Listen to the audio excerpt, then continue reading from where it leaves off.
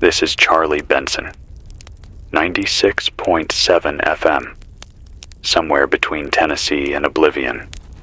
I'm alive, at least for now. The lights are flickering off the backup generator, and the hum in this room is the only proof that something still works. Outside, it's cold, unseasonably cold for July. Not just chilly, but a biting sort of silence that gets under your clothes and into your chest. It's the kind of quiet where you realize even the birds forgot to wake up this morning. No traffic, no airplanes overhead, no phone buzz, nothing. I don't know how much time we have, maybe minutes, maybe hours. But if anyone's still out there, listening, I'm gonna talk until the power dies or my lungs give out. Whichever comes first. Subscribe for more apocalyptic stories and to support the production of this broadcast. It started like most bad things do, slow, distant, easy to ignore. Some people vanished, not millions, just enough to raise eyebrows. A few passengers mid-flight, a nurse in the middle of a shift, a boy riding his bike across a cul-de-sac. People thought it was drugs, or tech glitches. One woman I knew said it was the 5G towers again. Then it happened again, and again, and again. Until half of the early morning news shows were gone, and we watched reruns like they were happening in real time. Except we knew they weren't. Their chairs were empty. The cameras rolled. And still, nobody said a damn thing. Just that flat tone, "We're experiencing technical difficulties" screen, like a band-aid on a gunshot wound. By Thursday, whole families were missing. Quietly, without warning. 1 second there, the next not. Not a scream, not a light flickering out, not even a door left open, just gone. The clothes were still warm, dinner still steaming, phones still playing music. But the people were not in their bodies anymore, and no one knew where they went. I remember sitting in this same chair, broadcasting a morning segment, when my producer Annie just stopped talking mid-sentence. I thought she was pausing. Then I thought it was a joke. Then I saw the mug hit the floor in the hallway and heard it shatter. But she was gone. I ran to the back room thinking she fainted. I swear to you, her shoes were sitting perfectly beside her chair, like she slid out of her skin. We played Static for 30 minutes while I just sat staring at that empty chair. Like maybe if I waited long enough, she'd pop back into it. Friday was worse. The highways jammed up, people trying to flee even though there wasn't a direction that made sense. Flee what? The vanishing? You can't outdrive that.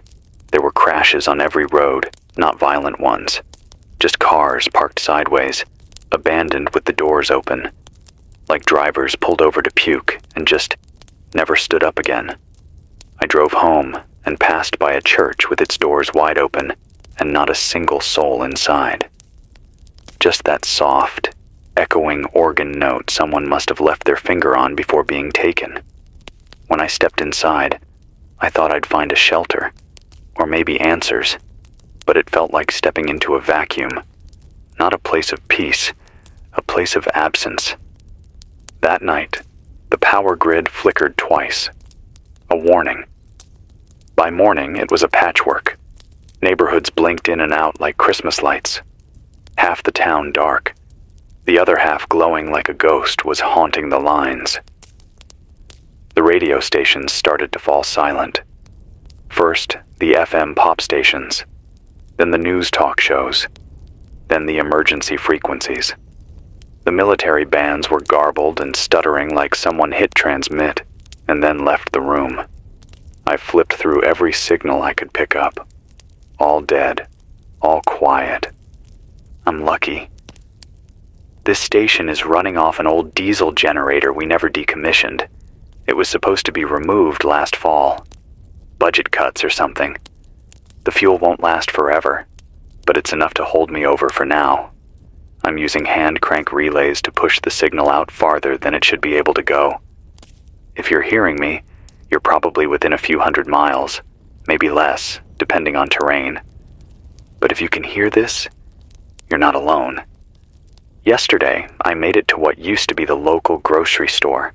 The sliding doors were stuck halfway open, like the power quit mid-sentence. Inside was a mess. Not looted, not yet. Just confused. Shopping carts half full, some tipped over. Shelves ransacked in patches. You could tell people started to panic and then were taken mid-grab. Someone left a screaming baby in the frozen food aisle, just sitting there, red-faced and breathless, wrapped in a blanket. I picked her up. She's with me now, asleep in the corner of the studio, wrapped up in a coat and tucked in a laundry basket full of station sweatshirts. I don't know her name. There was no note, no parent, just this tiny life that somehow got skipped. The cold is strange. It's not just outside. It's getting into the walls. Last night, my breath fogged up inside the bathroom. The weather report, which I printed before the news desk vanished, said this region should be in the low 80s. We're at 38 degrees now, no wind chill, just empty sky, gray light, and a cold that seems to ignore the sun entirely. There's a theory, one I got from a friend named Mike. He used to be an engineer for the TVA, the Tennessee Valley Authority. Smart guy, but paranoid as hell. Always talked about old biblical disasters as if they were weather patterns waiting to be reactivated. We spoke a few nights ago, back when phones still worked on some level. He said what we were seeing didn't match any natural electromagnetic event. It wasn't an EMP, no radiation spike, no solar flare.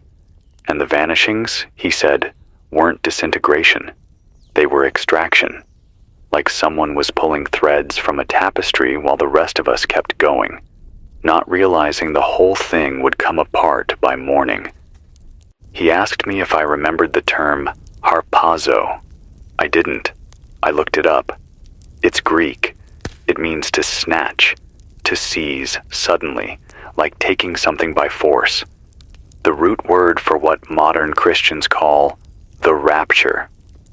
I'm not saying that's what this is, but when I think back to the look on Annie's face, frozen in that last second before she disappeared, I remember her looking, not scared, just surprised. I've kept the emergency line open in case anyone tries to call in. Not many do anymore. I think it scares people to hear someone still alive, like it reminds them they are too. And being alive in this doesn't feel like winning. If you're somewhere with people, stay with them. If you're alone, try not to stay that way. We were never built for this, not really. All the screens and apps and voices in your pocket, they tricked us into thinking we weren't alone. But we are. And the second the power goes, so does the illusion. I rationed the diesel this morning. Got enough for about 3 days if I keep the generator running only during broadcast windows. I'll go dark between transmissions. I'll try to broadcast again tomorrow at 7 a.m. Central. If you've got a manual radio, tune it to 96.7 FM. If I'm not on, wait 10 minutes. If I'm still not on, it means the fuel ran out. Or I did. This is Charlie Benson, holding down what's left of the airwaves. If the world ended, nobody told the sun. It still rises, just doesn't warm us anymore. I'll keep talking until there's no one left to hear it. The mornings come slower now.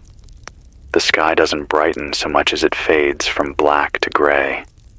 That's all we get anymore. Gray. A smear of light like a dying flashlight behind a curtain. I've been watching it through the slit in the boarded window here in the studio. The baby's still asleep. I've been calling her Rue, short for Ruth, I think. It just came to me. Her cries are softer now, like she knows not to be too loud. Like the quiet out there taught her faster than any parent could. I don't know if she misses them, or if she's already forgotten. I hope she doesn't forget them. I hope someone out there remembers who she was before she ended up in aisle 9, abandoned under a stack of paper towels and melted peas. I used to say good morning to people when I started this shift. It feels wrong now. There's nothing good about what we're waking up to. I keep thinking about the traffic lights. Have you noticed? The ones still working? They blink red, always red, no green, no yellow. Just that slow, pulsing red like a heartbeat trying to keep rhythm in a dying body. I walked through town yesterday, past the bank, the gas station, the high school. No one. The silence isn't peaceful. It's thick, like walking through wool. And every so often, I hear something. Metal clanking, a door creaking open 2 blocks down. And I freeze. Because the scariest thing right now isn't being alone. It's realizing you might not be. The bodies, they don't pile up. That's the strangest part. This isn't a plague, not like the movies promised. No coughing, no fever, no blood on the walls. People just stop being here. They leave their shoes behind, sometimes their glasses. Once I found a wedding ring still warm on a piano key, like the owner had pressed it down with one final chord before vanishing. But no corpses, no rot, just emptiness. Like the soul got pulled through some crack in the air and the skin didn't know how to follow. Someone spray painted, "He took his people," across the side of the Baptist church downtown. Big letters, white paint, fresh. Which means someone's still out there trying to make sense of this. I stood in front of that message for a while, not because I believe it, but because I needed something, anything to blame. I walked inside again, same church, same emptiness, but the organ was silent this time, still, like whatever it was had finished playing. I found an old CB radio in the storage room behind the news booth. The kind truckers used before smartphones made us think we were smarter than we are. I hooked it up, powered it through the same line running to my rig here. Last night, sometime around 3, it crackled. Just once. A broken voice. Could have been a woman. Maybe a man with a soft voice. Said something like, "Watching the hills," and then nothing. I stayed up until sunrise hoping it would speak again. It didn't. I've kept it on since. There's a man I used to interview from time to time, Pastor Davis. Old guy, voice like gravel, used to smoke half a pack before every sermon, but still preached against addiction. Hypocritical maybe, but honest about it. He always talked about the end. Revelation this, seals that. The beast, the horn, the trumpet, the rising and the falling. I called him a few days ago, back when lines still half worked if you climbed onto the roof and pointed the antenna just right. He picked up. I remember exactly what he said. "Charlie, it's not a metaphor anymore." He believed this was the rapture, the real one, not a dream, not a hoax. He said this wasn't just the return of God's people. He said it was the beginning of the silence, the waiting, the unraveling. He said those of us left behind were being shown something, or maybe tested. He hung up before I could ask what we were supposed to do about it. I haven't heard from him since. The generator's running low. I checked the diesel tank this morning, scraped the side with a flashlight. I've got about 4 gallons left. Maybe 2 days if I only broadcast an hour at a time. I've started biking to old cabins and storage lots, looking for fuel. Nothing's left. Or maybe someone got there first. Or maybe they vanished while reaching for the same thing I'm after. The baby, Rue, has a little birthmark on the back of her hand. It's shaped like a teardrop. I find myself watching it when she sleeps, like maybe it's a sign. I don't know why I do that. I never believed in signs before. Now I look for them in everything, in the shape of the frost on the glass, in the pattern of lights on the breaker panel, in the sudden whir of the radio tower when the wind shifts. Anything that might mean something. Anything that might tell me this isn't just chaos, that someone's still in charge of the sky. I've stopped counting the days, but I know it's been a while. The grocery store's freezer section is starting to stink. The meat's gone gray. The fruit is soft. I saw a raccoon tearing into a bag of chips in the cereal aisle yesterday and didn't have the heart to chase it off. We're all scavengers now. If you're out there, anyone, you need to start storing water. Not bottled. That's drying up. You need containers, jugs, buckets, trash cans, anything that can hold a gallon, and you need a way to boil it. No one's cleaning the reservoirs anymore. You get sick now, you stay sick. I've started using old coffee filters and boiling over a propane burner I found in the station break room. It's not perfect, but it's something. If you can find a wind-up flashlight, hold on to it. If you've got batteries, don't waste them on anything that doesn't keep you alive. Turn off your fridge. Eat what you can. Start drying food in the sun, or what's left of it. The light may be fading, but it still dries better than nothing. I know this all sounds crazy, like something out of a paperback you'd buy at an airport terminal, back when those were places people actually went. But this is real. This is happening. People are gone. Lights are dying. And something about the air feels thinner, like heaven's pulling the breath out of earth one lung at a time. I'll be back tomorrow, maybe, same time, same station, if the fuel holds, if Rue holds, if I do. And if you hear nothing but static, wait a while. Sometimes the silence is just the space between the words. This is Charlie Benson, 96.7 FM.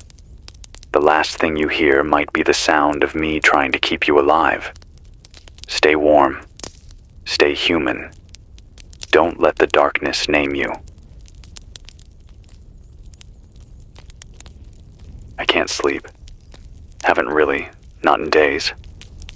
I close my eyes and it's not dreams that come. It's that moment. The moment she vanished. Annie. I keep going back to that second. She was reading a report. Something about interstate collisions when she just stopped, her mouth open, her hand still holding the paper. And then nothing. No scream. No fall. Just absence. I tell myself I heard something. A noise. A static pop. A whisper.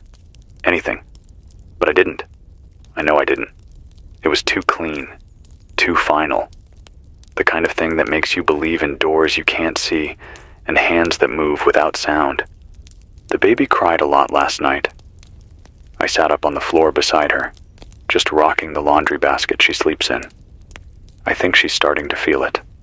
The silence, the cold, the way light doesn't behave like it used to. At dawn, the sun barely made a shadow. It's there. The orb. The heat, though. Barely a whisper. It's July, and I saw frost on the weeds outside the back door. I tried the emergency band again this morning. Same static. Same broken, dragging tone like something huge is dragging chains through a distant hallway. But no words. Not anymore. The last coherent voice I heard was 2 nights ago. I think it was a trucker. Said he was headed south toward Georgia before the roads closed.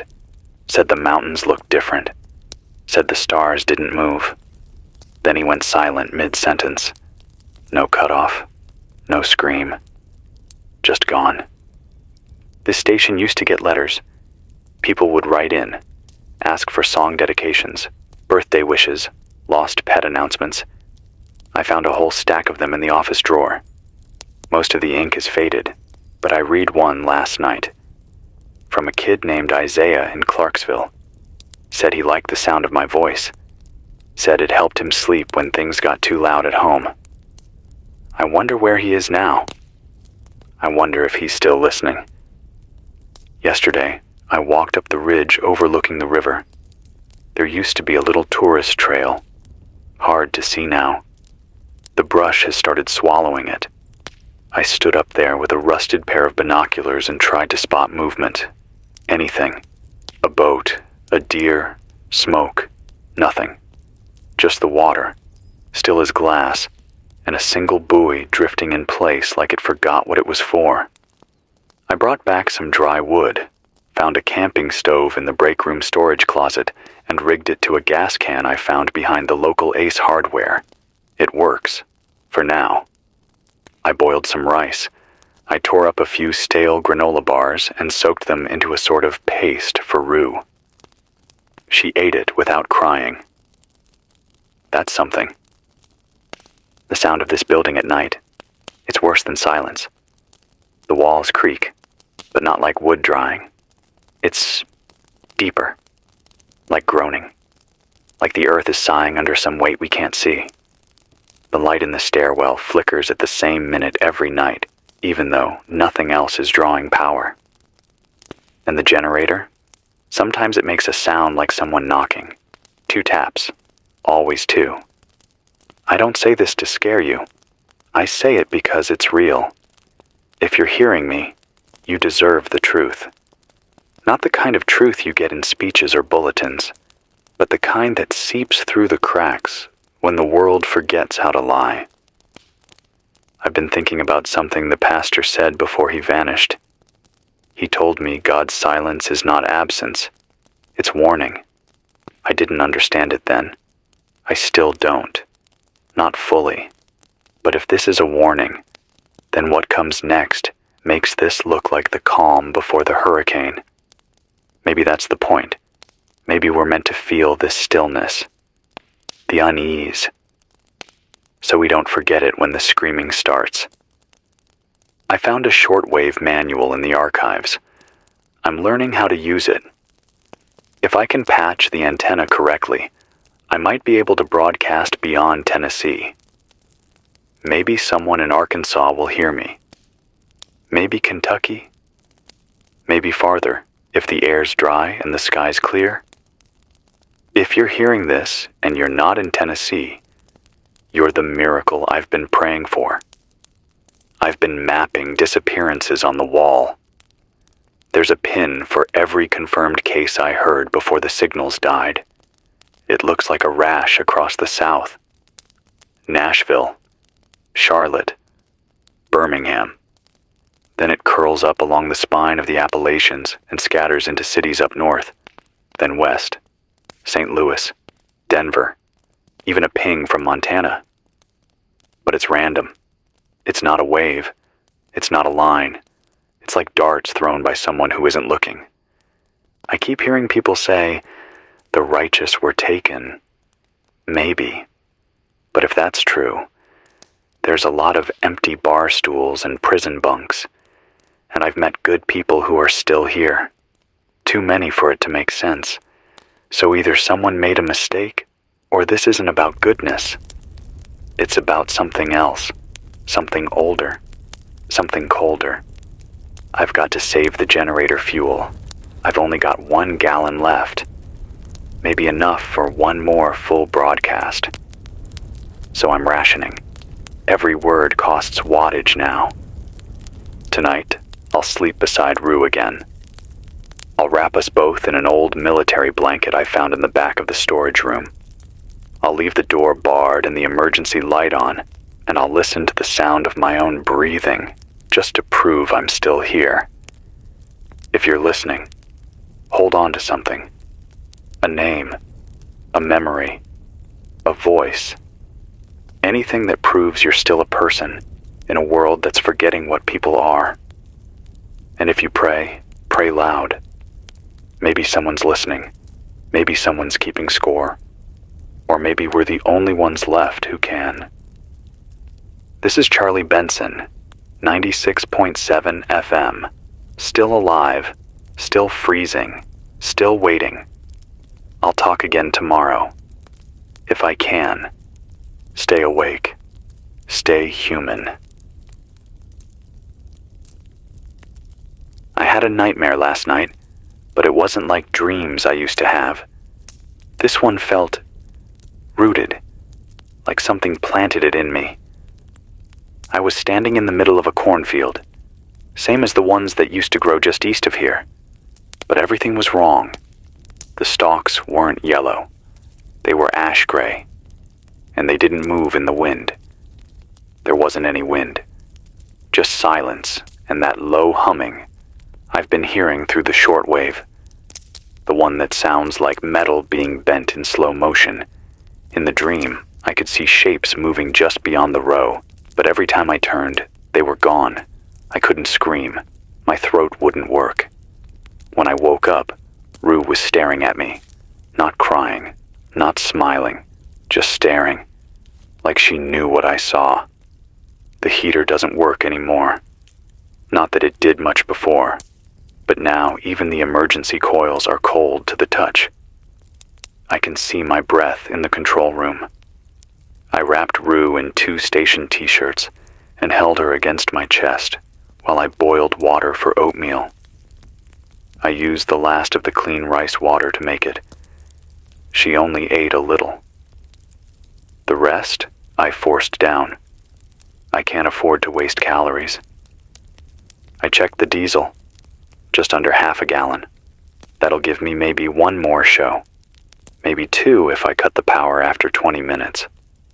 I'm working on a new rig, trying to draw power from a manual crank rigged to a car alternator. It's dumb, probably won't work, but it gives me something to do with my hands, and that matters now. There's mold growing in the corners of the hallway. Black, thick, almost oily. It's moving faster than it should. This place is dry. It shouldn't spread like that. I've been scrubbing it down with bleach wipes I found in the janitor's closet, but it comes back the next morning. Same pattern, like a map being redrawn. I don't like the way it smells. Sweet, but burnt, like syrup over fire. The air outside is changing. It's heavier. The sky hasn't cleared in 4 days. I don't mean clouds, I mean solid gray, like someone took a bedsheet and stapled it to the atmosphere. And there's no noise, no birds, no engines. Even the dogs have stopped barking. I heard a door slam 2 blocks away this morning and nearly cried from the shock of hearing something living. A few miles north, there's a water tower, big silver one near the old diner. I used to drive by it every day and never gave it a second look. But today I climbed it, just to see, just to know if there's anyone else left. The ladder was rusted and the wind was sharp, but I made it. Stood up there for 20 minutes. Saw nothing. No smoke, no motion, just a dead horizon. Towns used to be noisy from a distance. Now they're just skeletons, shapes with no sound. I took the station van out to the edge of the county line. Tires still hold air. Battery's dead, so I rigged up a jump using the generator. I made it as far as the overpass before the road gave out. Not cracked, gone, like the concrete just crumbled back into dust. There's rebar poking up like ribs. Beyond that, the forest has started to grow across the highway, and in the trees. I swear I saw movement, not animals, people. But they didn't move right. Too smooth, like they were walking underwater. I don't think I'll go back that way. I've been rereading parts of Revelation, not because I believe it word for word, but because it's the only thing that feels like it had any idea what this would be like. Chapter 6 talks about seals breaking, the sky rolling up like a scroll, the stars falling, And the silence. That's what gets me. Revelation 8:1. It says when the seventh seal opened, there was silence in heaven for half an hour. Maybe that's what this is. Maybe we're in the silence. And maybe what comes next isn't peace. Maybe it's the trumpet. I've got a theory. It's stupid, but I need something. Anything. I think the people who vanished, they didn't die. I think they were taken out of sync, out of time. Like something peeled them off the present and folded them into another layer. Somewhere we can't see. Not yet. Maybe it's heaven. Maybe it's the next version of this world. Or maybe it's just another room with no windows. I don't know. But I don't believe they're dead. That's what keeps me talking. Today, I found a small Bible in the break room microwave. No idea why it was in there. Maybe someone was hiding it. Or maybe they thought the microwave would protect it. From what? I don't know. I opened it to the front page, and someone had scribbled, "It's not about being good, it's about being chosen." I don't know what that means, but it doesn't feel wrong. If you're still listening, write things down. I don't care if it's on the back of a receipt or inside a cereal box. Just write. Write what you see, what you feel, who you remember. The internet's gone. The satellites are probably fried or forgotten. But words still matter. Paper still matters. If someone finds it later, they'll know we were real, that we were here, that we didn't go quietly. I've stopped saying goodbye at the end of each broadcast. It doesn't feel right. You say goodbye when you know someone's leaving. We don't know anything anymore. So instead, I'll just say this. If you're alive, you matter. If you're breathing, you belong. If you're listening, I hear you too. This is Charlie Benson, 96.7 FM. Still here, still cold, still talking. And I'll keep talking until the air runs out or the sky splits open, whichever comes first. Something's wrong with the air. I don't mean the smell. It's the texture, the way it moves, or doesn't. Earlier today, I stepped outside for a minute to stretch my legs and check the roof cables, and it hit me like walking through syrup. Thick, slow, like the atmosphere's holding its breath. I waved my hand in front of me and could almost see it push back, like I wasn't supposed to be out there.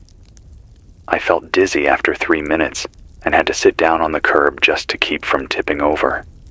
When I looked up, the clouds weren't moving, just sitting there, perfectly still.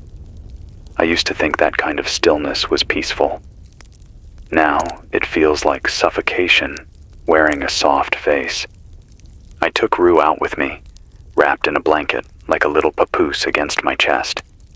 She didn't cry. She didn't smile. She just stared at the sky like she was trying to remember something. Maybe she knows something I don't. Maybe babies can still see what the rest of us lost. The world before this one slipped. The mold is back. It's worse. The bleach barely touches it now. I wiped it off the stairwell wall this morning, and by evening it was back. Twice as thick, spreading across the tile like veins. I scratched at it with a screwdriver and it bled. Not like a living thing, not red, but this black ooze, thick, sticky, like tar mixed with cold grease. I don't know what it is, but I've stopped trying to kill it. Maybe it's not trying to hurt anything. Maybe it's just filling in the space where people used to be. The old power station, Hawthorne Ridge, finally died sometime last night. You can see it from the west tower window here at the station. Used to hum with a dull orange glow, like a lantern under a sheet. Last night it flickered 3 times, then dark. I watched it like I was watching an old friend lose the fight, and when it went out, I swear the silence deepened, like even the insects were holding their breath. The shortwave's dead now. No more crackles. No more broken whispers. Just that same hum, low and long and wrong. I moved it to the far corner of the room, but I can still feel it, like it's pressing against the walls. I don't think it's a machine hum anymore.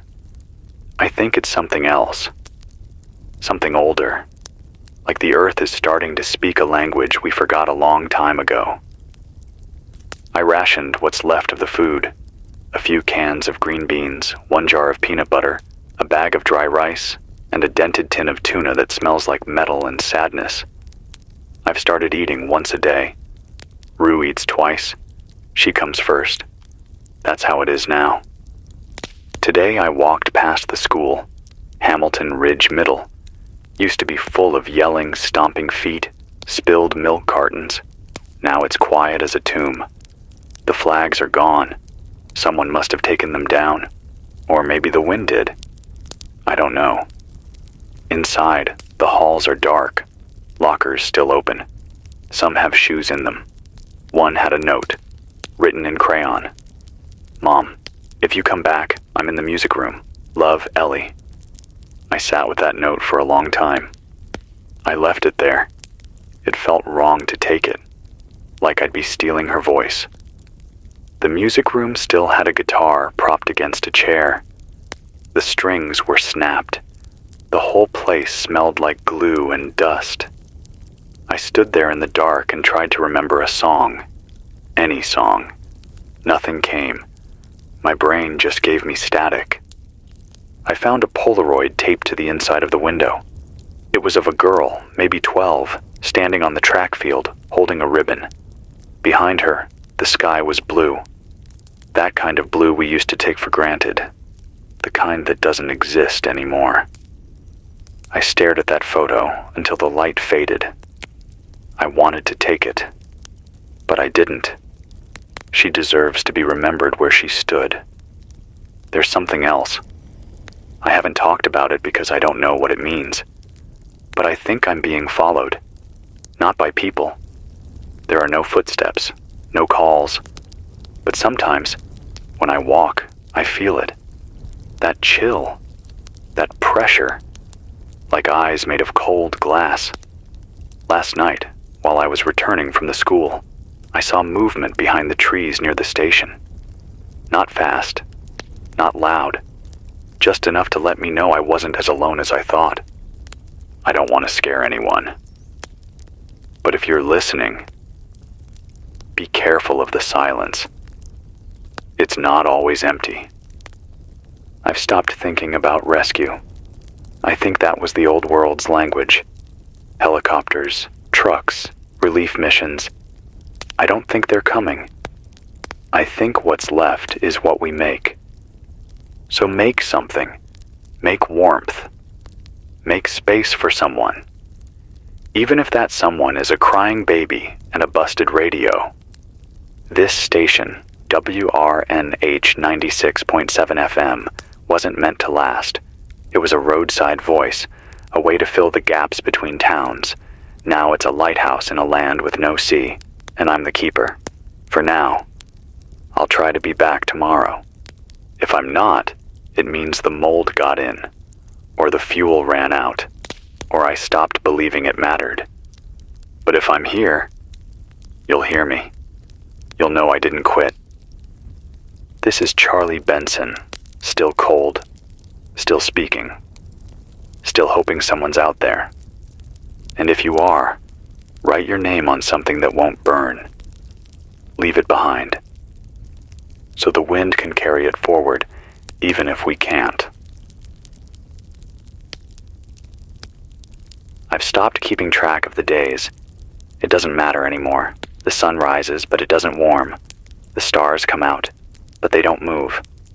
I think time still exists technically, but not like it used to.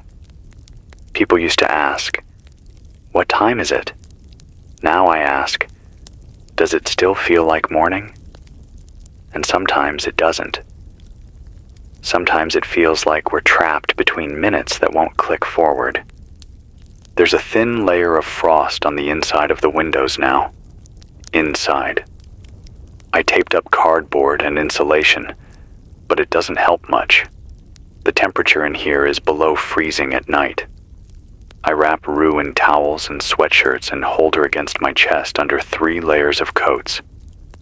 She barely makes a sound, just little sighs. That's all that's left of the noise from the old world. A baby's breath in the dark. I found a lantern that runs on old oil. Someone left it in the trunk of the news van. I cracked the cap, poured what was left into the basin, and lit the wick. It burned low, but steady. That light, it's different than electricity. It flickers. It breathes, like it remembers being fire. It made the room feel less like a tomb, even if just for an hour. There are no more emergency alerts. The EAS systems are dead. I waited yesterday, tuned into every single AM and FM band between 500 and 1800. Just static. The same buzz, the same hiss, except for one frequency, 1430 AM. I caught a few seconds of something that didn't sound like a broadcast. It was garbled, backward, repeating. I recorded a piece of it on an old cassette and reversed the tape. What I heard chilled me. It said, "He walks among the forgotten." No call sign, no location, just that sentence. Twice. Then nothing. I don't know what that means. I don't want to know, but it's not the first time I've heard something I didn't understand.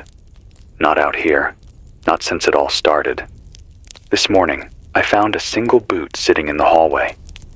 Not my boot. Not from the pile of clothes I'd gathered. It was wet, like someone had just come in from the cold. Size 10, worn heel. And there were drops, small ones, not blood, but like water or melt, leading away from the door. I followed them to the stairwell, then nothing. Just stopped. Like someone stepped into a shadow and vanished. I checked the locks, all still sealed, no windows broken. But that boot wasn't there last night. You tell me what that means. The shortwave gave me another sound today. Not words, not voices, a single tone, long and low, like a foghorn in a frozen bay. It lasted 4 seconds, then stopped. I held my breath, waiting for more. Nothing came. Rue stirred when it played. First time she moved all day. The mold on the walls is changing. It's no longer black. It's going red now. Deep red, like dried blood mixed with rust. I touched it with a pen. The pen tip snapped, not bent. Snapped, like it hit a bone. I've started hearing things between the walls, not rats, not water, whispers, the kind that don't follow you, they wait. I pretend they're just my mind playing tricks. But deep down, I know better. I know silence doesn't whisper, not unless it wants something. I haven't seen another person in 6 days, not alive, but I did find a trail in the snow, barefoot prints, human, leading from the woods behind the station to the front stairs. Then gone, no return, just arrival, like something came here to watch, or listen. I sleep with the crowbar beside me now. I used to be afraid of dying. Now I'm more afraid of vanishing. I don't want to be one of the people who just disappears. I want someone to know I stayed. I fought. I kept the signal alive, even when it didn't make sense. Even when it hurt. Even when it meant talking into the dark, without knowing if anyone was still out there. Rue deserves that. We all did. I still have her blanket from the store. I never washed it. It smells like synthetic cotton and something faintly floral, like whatever her mother wore. Sometimes I press it to my face just to remind myself that someone cared enough to wrap her up before the world dropped her. I believe someone is out there. Not the governments, not the preachers. Someone listening. Maybe they can't speak back. Maybe they don't know how. But they're there. And if you're hearing this, and you're alone, and you think no one knows you're alive, know this. I do.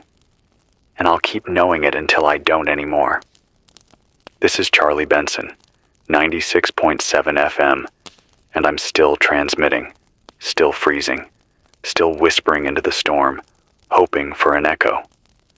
Come morning, I'll try again. The station clock stopped last night at 3:17 a.m. It didn't wind down. It just froze. Second hand stuck between ticks. I don't know why that bothers me more than anything else. Maybe because time used to be the only thing we could count on. Now even that's slipping. I've got an old analog watch someone left behind, and I keep winding it out of habit, but I don't think it's telling me the truth anymore. It says it's noon right now, but the sky looks like twilight, and my stomach says it's morning. The world's out of sync. The days don't line up. The cold doesn't follow the rules. And sometimes, I think we're already dead. Not in the way people think. More like we're stuck in the part between breathing in and breathing out, waiting to see if the lungs still work. I spent most of the day today in the broadcast room, tightening bolts, checking every single wire. If this station goes, I go. It's the only pulse left. The only heartbeat I can hear. The only thing reminding me that not everything has stopped. I've started whispering to myself when I walk through the halls. Not because I need to, but because if I stay too quiet, I hear things I shouldn't. I don't mean ghosts. I don't believe in those. But I hear footsteps that don't belong to me, doors that creak from the inside, and once, I swear this happened, I heard someone breathing behind the control room wall. Steady, deep. But when I put my ear to it, it stopped. There's a patch of wall on the third floor that's warm to the touch. The rest of the station is cold, freezing, but that one spot, size of a dinner plate, gives off heat. No pipe behind it, no vent, just warm. I stood there with my hand on it for 10 minutes. I don't know why. It felt like the only living thing for miles. I haven't found more food. I'm down to 2 cans and a half bag of rice. Rue's drinking warm water mixed with powdered sugar I found in the break room. It's not healthy, but it keeps her quiet. I tried boiling snow in an old coffee pot this morning. It worked. Sort of. The snow's dirty now. It falls gray, not white, like the sky's shedding ash. I haven't seen the stars in a week. The clouds don't move anymore. They just hang. A thick ceiling pressing down, low and tight. I think the sky is getting closer. That sounds crazy, I know. But something about it feels off. I feel like if I reached high enough, I could tear it open like fabric. A thought hit me last night. What if this is hell? Not the fire and brimstone kind. The quiet kind. The kind where nothing happens because everything already did. The kind where you just sit with what you missed. The people you didn't call. The things you didn't say. The love you held back. And all you get now is silence. And sky. I'm trying not to break down on air, but today's been hard. The fuel's gone. This signal, what you're hearing, it's running off the last breath of the backup capacitor. I've got one solar panel I rigged to an old car battery, but the light's too weak to charge it much. Maybe an hour a day of broadcast if I'm lucky. I made a fire in the stairwell tonight, just a small one. Burned some office chairs and a stack of station bumper stickers. The heat didn't last long, but for a minute, Rue smiled. Just a flicker. Her lips curled up, and her little hand gripped my jacket like she remembered something warm. I cried. I haven't let myself cry in days. But I sat there in the flicker, holding her, and I broke. The kind of cry that doesn't make noise, just shaking, just leaking. I think that's how we break now, quietly, softly, like snow on concrete. I scratched today's message into the wall near the equipment room. I've started doing that every time I broadcast, just in case. Maybe someone will find them later. Maybe they'll know we tried. Maybe they'll read it like scripture. The new kind. The real kind. The kind built out of pain and dust and love that didn't die. There's a crow outside the west window. Just one. It's been perched there since noon, watching. Doesn't move, doesn't flinch, just stares. I tap the glass, and it doesn't react. It's like it's made of stone. I don't like it. This might be the last full-length show for a while. If I go silent, I'm not gone. I'll still be recording. I'll still be writing. I'll still be surviving. But I may not have the juice to reach you. Not until the sun comes back, if it ever does. If you're hearing this, you're part of the signal now. You're part of the memory. Don't let it fade. Carve your name into wood. Burn it into stone. Teach it to someone if you find them. Whisper it to yourself in the dark. Because if the world ends and no one remembers your name, did you ever exist? This is Charlie Benson, WRNH, 96.7 FM. I'm still here, not because I'm strong, but because there's no one left to tell me to stop. It's raining now. Not hard, not loud, just a slow drip, like the sky is leaking from somewhere it shouldn't be. The drops are thick, sluggish, and when they hit the metal of the station's satellite dish, they don't splash. They stick, like syrup. I touched one. It left a smear on my skin, dark and iridescent. Not oil, not water. I wiped it off, but I still feel it. A strange tingling, like I brushed against a place I shouldn't have. Rue's been quiet all day. Not asleep. Just silent. She watches the ceiling like she's waiting for something to show up. I tried singing to her earlier, something my mother used to hum when I was small, but the words slipped out of my head halfway through, and all that came out was this shaky tune with no lyrics. I think it still helped. Her eyes closed for a while. That's the closest thing to peace I've seen in days. There's a shadow on the east wall of the studio. It doesn't move when the lights do. I thought it was a trick at first, some old water damage bleeding through the paint. But I covered it with cardboard yesterday, and today it was back. Same shape, same size, just standing there, flat against the wall, like it's waiting for something. I don't like the way it leans, just slightly, like it's listening. The firewood's gone. I burned the last chair this morning. I stripped the walls of baseboards and split them with a claw hammer. They don't burn well. The paint fumes are thick, but they give off enough heat to keep Rue from shaking through the night. I took the van out again today, just 5 blocks, into what used to be the business district. The signs are mostly gone now, bleached out. One of them, an old barber shop, had "God took them" spray painted in red across the window. Another sign, across the street, simply read, "and left us."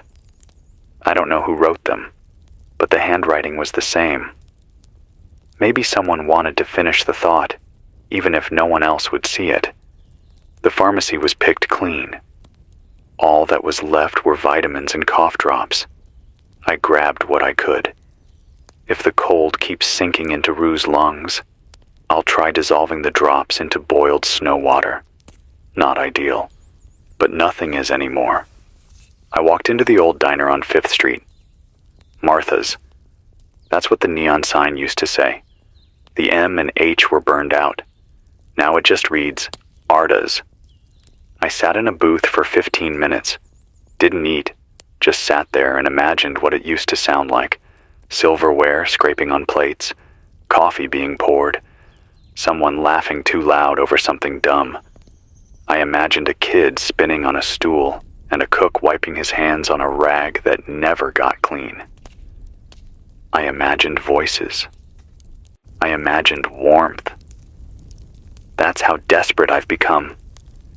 I have to pretend the past is still happening just to make the present bearable. There's a payphone outside the gas station on Lewis Avenue. It rang today.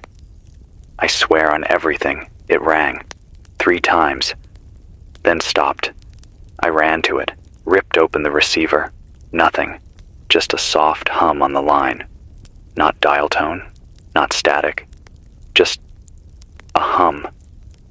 I said, "Hello." I said, "Is anyone there?" And I could swear I heard breathing on the other end. 1 breath, then nothing. I sat beside that phone for an hour. It never rang again. I think something's watching. I don't mean in a haunted way. I mean like something is learning us. Tracking what's left. Cataloging the leftovers of humanity. Like we're an inventory that's slowly thinning out. A raccoon ran across the station's front steps last night. First animal I've seen in days. Its eyes were glowing too bright. Not from reflection, not from light. It paused at the door, looked inside through the broken pane, then skittered off. I know I sound like I'm losing it. Maybe I am.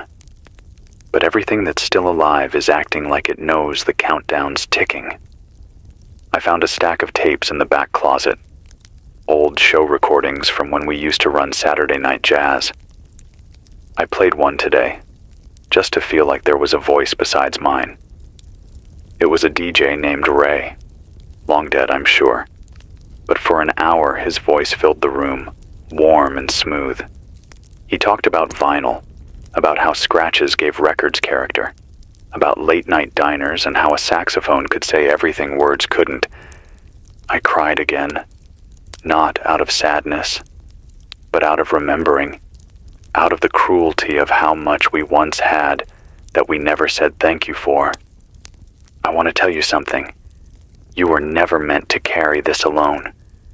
The world told us we were supposed to be strong, independent, resilient. But we weren't built for this kind of silence. We weren't meant to live without faces, without voices, without the casual way a friend leans over and says, "Hey, listen to this," just because they want to share something with you. If you're hearing this, I know you're tired. I know you're cold. I know some part of you thinks it'd be easier to stop. But don't. Don't stop. Talk to yourself if you have to. Sing, write, scream into the sky. Let something know you're still here. Because if you disappear without a trace, if you fade like they did, it means whatever's behind this wins. And it doesn't get to win. Not yet. This is Charlie Benson, WRNH, 96.7 FM. Still holding the mic, still lighting a match in the dark, one broadcast at a time. I'll be here tomorrow, if I can. And if I'm not, check the payphone. Maybe someone will answer. Last night, I heard a voice in my dream. Not a memory. Not someone I know. It was deep, flat, and it said my name. Just once. That's it. Just Charlie. But it was said in a way that made me wake up gasping. I sat straight up, heart pounding, the whole room dark.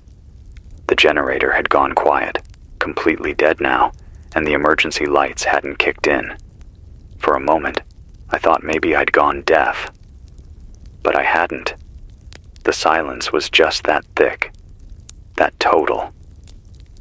When I finally managed to get a candle lit, I looked down and Rue was still asleep, calm as ever. I watched her breathe.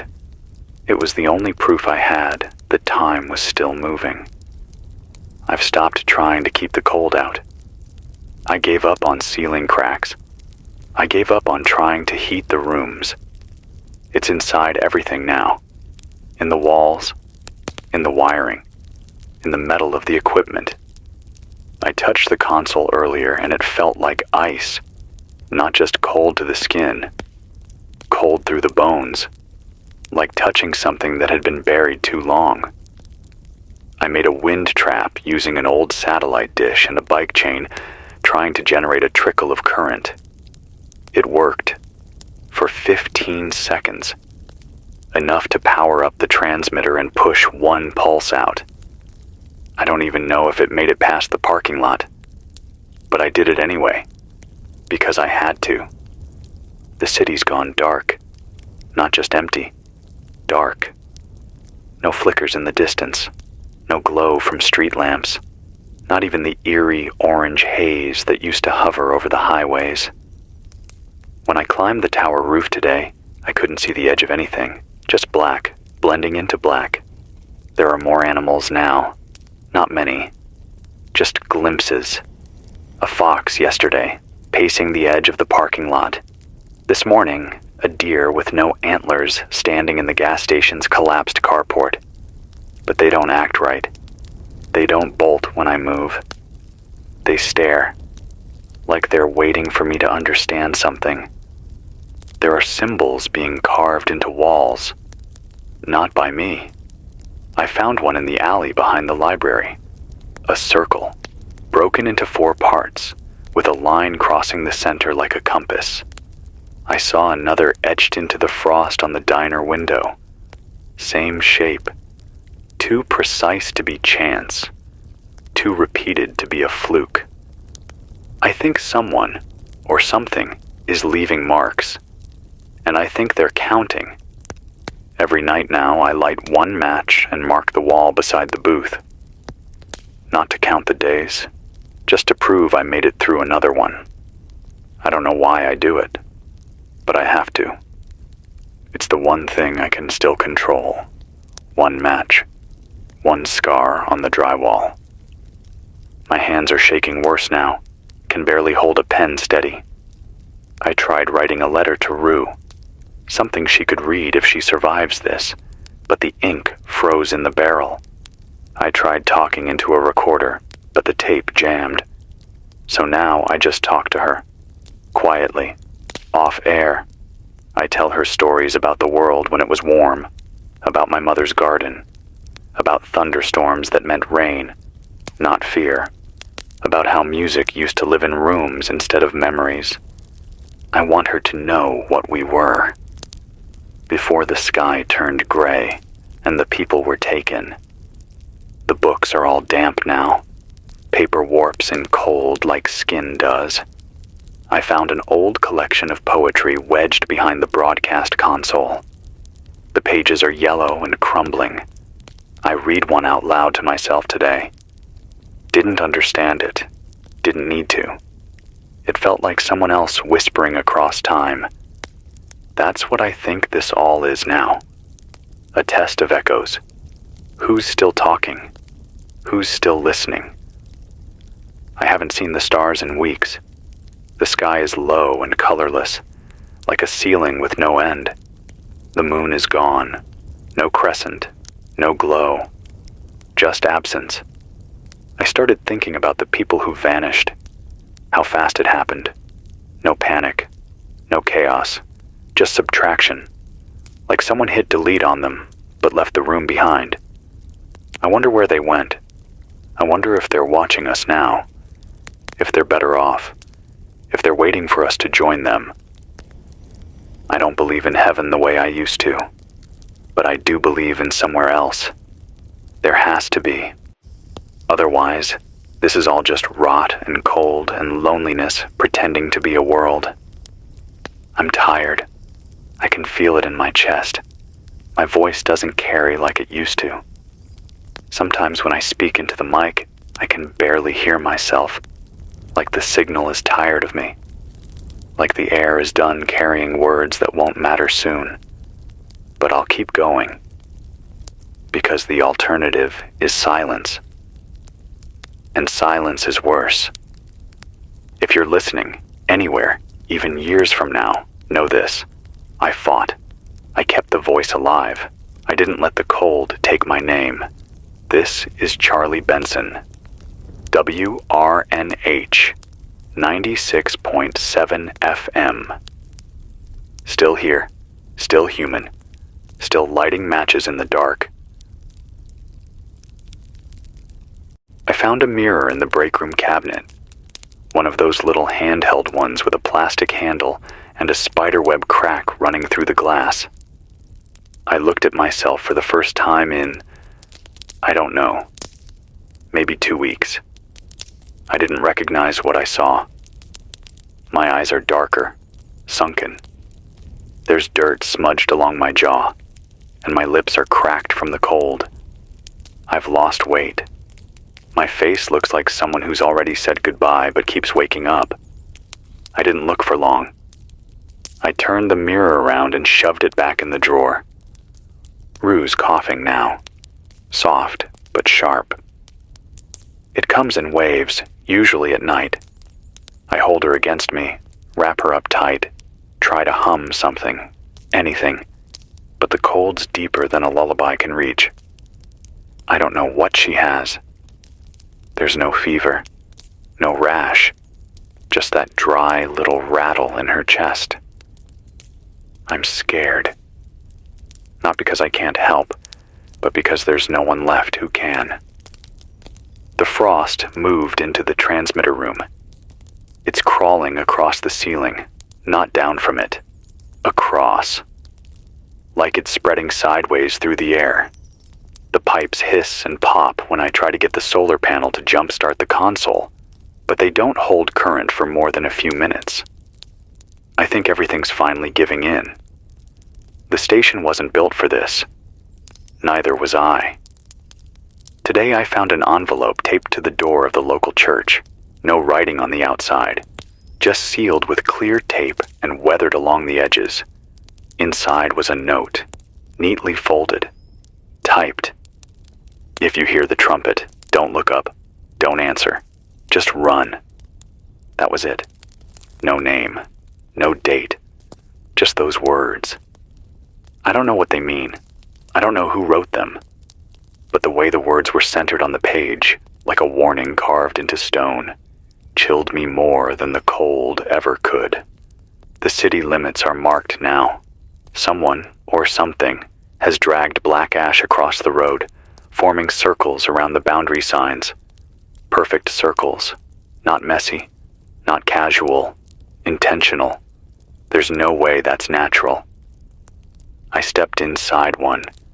The air felt heavier, like my chest didn't know how to lift. I backed out slowly and didn't go further. The animals are disappearing again. The fox, the deer, the crows, all gone. I haven't seen movement in 3 days. No prints in the snow, no rustling, just absence. Like they knew something was about to happen. Or maybe it already has. I lit a fire in the DJ booth today. The last stack of old promotional vinyls. Burned hot. Smelled like plastic and old smoke. But the light was golden. For a moment, it made the booth feel like it used to. A place with laughter. A place with life. I sat with Rue in my lap and let that warmth soak into her skin. She stopped coughing for a while. That's something. I've been thinking about names, what they mean, what they hold. If Rue survives and this all disappears, she won't know who she is unless someone tells her. That's the horror of all this. It's not just death. It's forgetting. It's being erased. Slowly. Quietly. Without even a trace. I whisper her name to her when I think she's asleep. I say, Rue, you were loved. Rue, you are not alone. Rue, you made it. Maybe she'll remember those whispers. Maybe not. But I have to try, because I don't think anyone else is going to say her name when I'm gone. I found a journal in the gas station freezer aisle, leather-bound, tied shut with string. I flipped through it. Someone had been cataloging the vanishings, page after page of names, times, places, even theories. The last entry was 3 weeks ago. No more patterns. Just silence. If you find this, I'm heading north. Don't follow. It's worse up there. That's all it said. I tore that page out and pinned it to the wall in the broadcast room. Not because I believe it, but because it's the last thing anyone said on paper that felt real. The shortwave is silent now, not humming, not buzzing, just dead. Like the frequency collapsed under the weight of so much static. I had a dream again last night. Same voice, same word, Charlie. But this time it said more. The door is open. I don't know what it means. There are too many doors now. Some you can see, some you can't. I walked past the school again, Hamilton Ridge.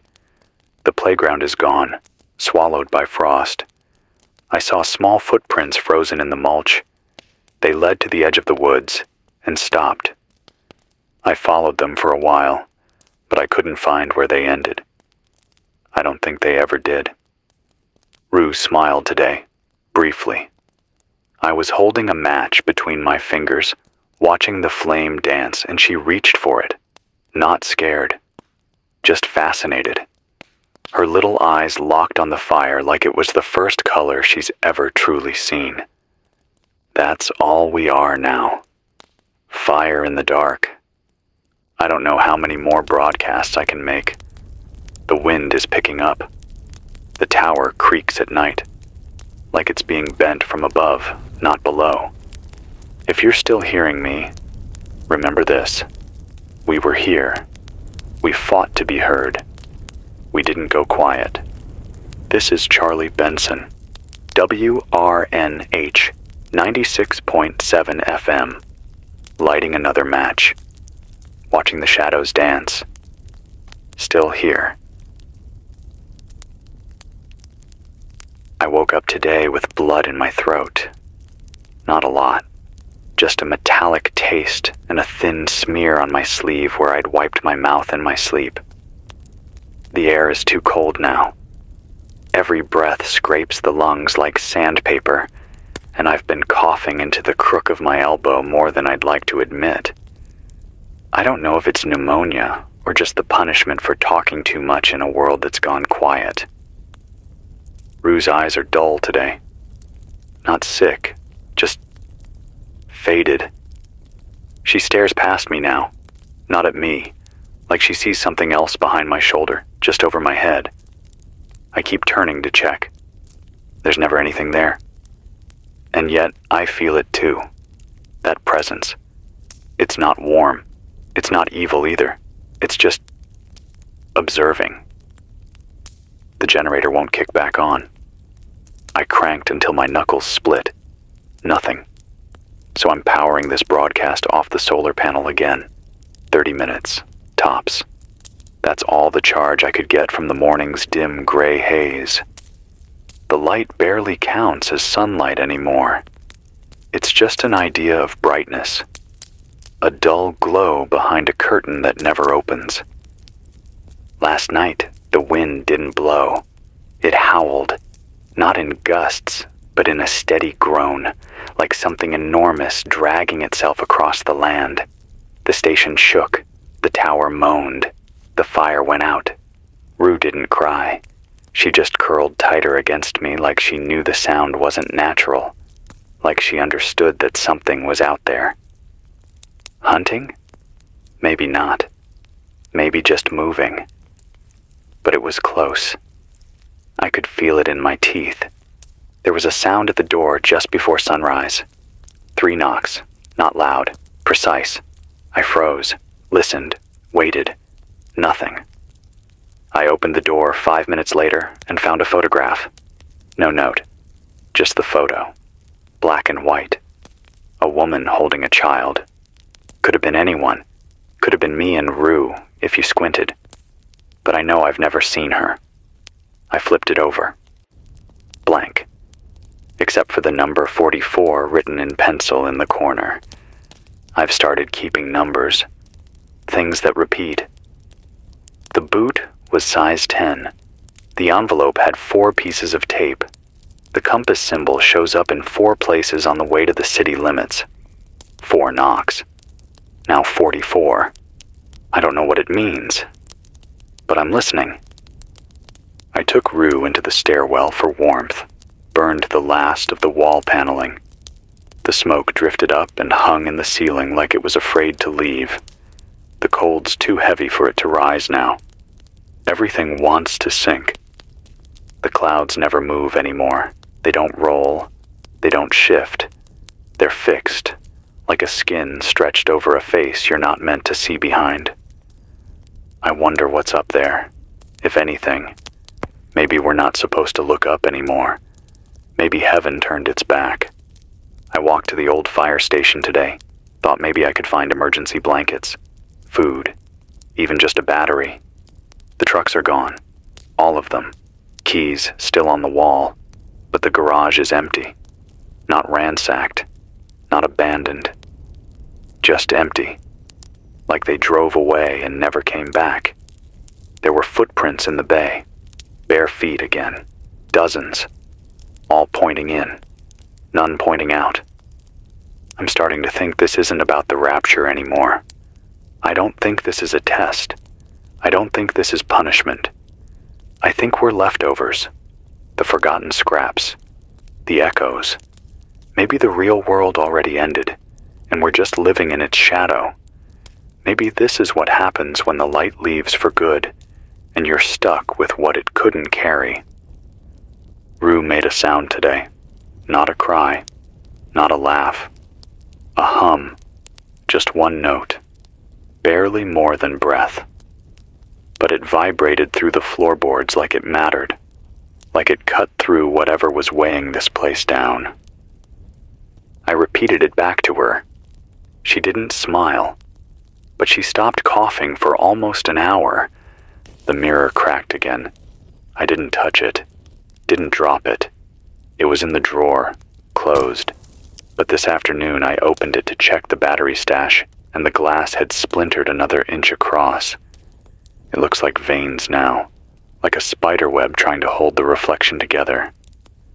I found a bird today, dead, on the windowsill, still warm. Its eyes were open. It hadn't crashed into the glass. It was just lying there, as if it had flown to this one last place and decided to stop. I buried it in the snow with my bare hands. I whispered, "I saw you," before covering it. I keep whispering to things now, to the walls, to the sky, to Rue, to names I don't remember fully. I think if I stop speaking, something else will take over. The silence has teeth. I feel them in the back of my mind. There's a pattern to this, I think. A slow circling. Like we're orbiting something we can't see. The same roads, the same numbers, the same figures in the woods just out of sight. I'm not sure they're people. I'm not sure they ever were. But I see them. I know they're there. One waved at me this morning. Just once. From the tree line. Then vanished. I didn't wave back. This is Charlie Benson. WRNH 96.7 FM. Voice trembling, fingers numb, but still here, still burning what's left to keep the dark from getting comfortable. I'll be back again if I can. If not, remember the number, 44. The lights flickered last night. Not just here in the studio, I mean the sky. It pulsed, once. A dim red flash that bled across the clouds like something under the skin of the world turned over in its sleep. It It didn't light anything up. It didn't cast shadows. It was just there, like the kind of warning you're not meant to understand. Rue slept through it. I didn't. I stayed by the window until the gray swallowed everything again. For a moment, I thought it was fire on the horizon, but there was no smoke, just stillness. That kind of perfect stillness that makes you think maybe the world's not just broken. Maybe it's been paused. I found a Bible buried under a pile of cassette tapes this morning. I didn't know it was there. Small, leather cover, zippered edge. Someone had underlined a verse in blue pen. 1 Thessalonians 4:17. Then we who are alive and remain will be caught up together with them in the clouds. I read it 10 times. I still don't know what it means. But the word remain keeps sticking to me like gum on a shoe. That's what we are, right? The ones who remain. The problem is, we weren't told what we were supposed to do. I went back to the school. I don't know why. The music room still smells like dust and glue and something sweeter underneath. Maybe mold. Maybe decay. There's a stack of old instruments in the corner. Most are cracked. One violin has no strings. The drumsticks are chewed down to splinters. There's a chalkboard with names on it. I didn't notice before. Written in different handwriting, faint but layered. Kids, I think. Maybe teachers.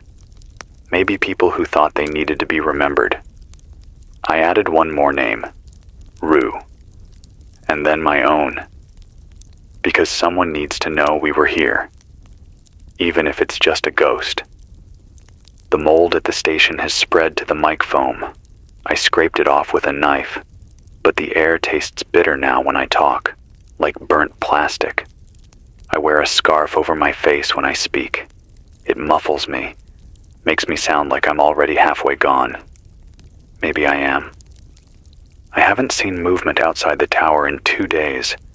No animals, no wind, not even the crow that used to sit on the antenna. The clouds haven't shifted. The snow doesn't melt. It just piles, dull and flat like ash. I'm drinking melted snow. It tastes like iron now. I don't know if that's the station's rooftop or something else. I boil it twice, just in case. Rue takes it with honey when I can find any. I found a packet under the seat of the news van. Crystallized, but she sucked on the corner like it was candy. I haven't heard her laugh, but that was close. I tried the shortwave again. Nothing but silence. Not static, not humming, just the sound of nothing at all. That's worse somehow. Static at least tells you there's something there. Silence just tells you the world forgot how to answer. I've started talking to God. Not the way I used to. Not begging. Not angry. Just asking. I ask if this is the end. I ask if this is punishment. I ask why Rue was left behind. I ask what I'm supposed to do when there's no one left to bury the dead or mourn the missing. Sometimes, I think I hear something answer. Not words, but this small warmth behind my ribs, like a flicker of something that hasn't died yet. I had another dream. The sky split open like fabric, and people fell upward. Not floated. Fell. Faces I recognized. Some I didn't. All of them rising toward a hole in the clouds that pulsed like a heartbeat. And then I was alone, standing ankle-deep in snow that burned my skin. And I could hear Rue crying somewhere I couldn't reach. When I woke up, her hands were warm for the first time in days. I keep hearing things just outside the broadcast room. A scrape, a tap, 3 steps. Then silence. Every time I open the door, nothing. I don't know if I'm being watched. I don't even know if I'd mind anymore. I walked to the cemetery behind St. James Chapel. The gate was gone. torn clean off the hinges, but there weren't any open graves, no dirt turned, no headstones cracked. The names are still there, though most are worn. I sat by a tree and read them aloud, one by one, until my voice went hoarse. That's all a name needs sometimes, to be spoken out loud, one last time. On my way back, I saw handprints on a frozen windshield, too small for an adult, too high for a child. 5 fingers, 1 palm. The print stayed for 10 minutes before fading into frost again. I didn't touch it. Tonight, I lit a fire in a tin trash bin using pages from a broken instruction manual for the emergency broadcast console. It was the first warm light I've had in 3 nights. Rue curled into my chest and slept without coughing once.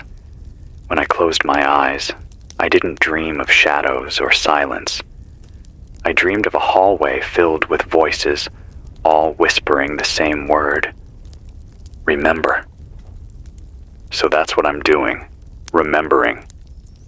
This is Charlie Benson, WRNH 96.7 FM, the voice on the edge of the world, still speaking, still cold, still not gone. I heard a bell this morning. Not a hallucination, not wishful thinking. It rang twice. A clear metallic toll that drifted over the frost like it had nowhere else to be. It came from the direction of the old church, but I didn't go check. I just sat there with my hand frozen around a cup of snowmelt, waiting to hear it again. It never came. 2 notes. Then silence, like someone was reminding me there's still something left to ring. It's hard to explain how loud quiet can get. The kind of quiet where your own heartbeat feels intrusive, where the creak of your chair sounds like thunder. This world isn't just dead. It's listening. I can feel it. Like the air itself is waiting to see what I'll say next. Like it's not just carrying my voice out, but holding on to it.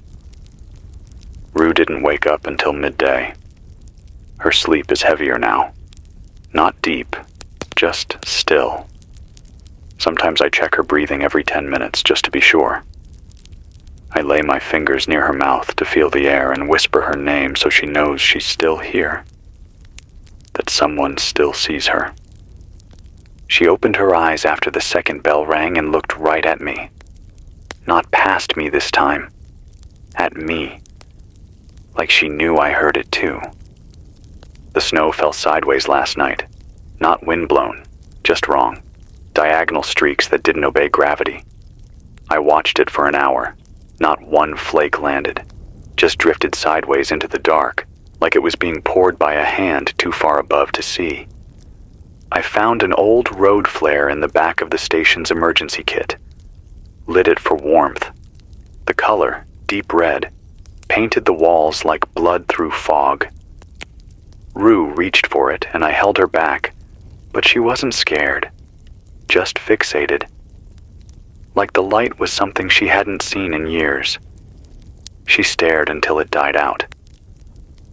I walked to the edge of the broadcast radius today. I know it's just symbolic, but I wanted to see how far my voice could go.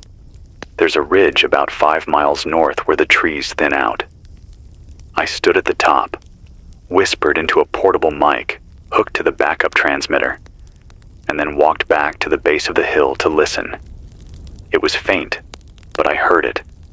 My own voice, cracked and soft, repeating back through the dead air like a ghost tracing its steps.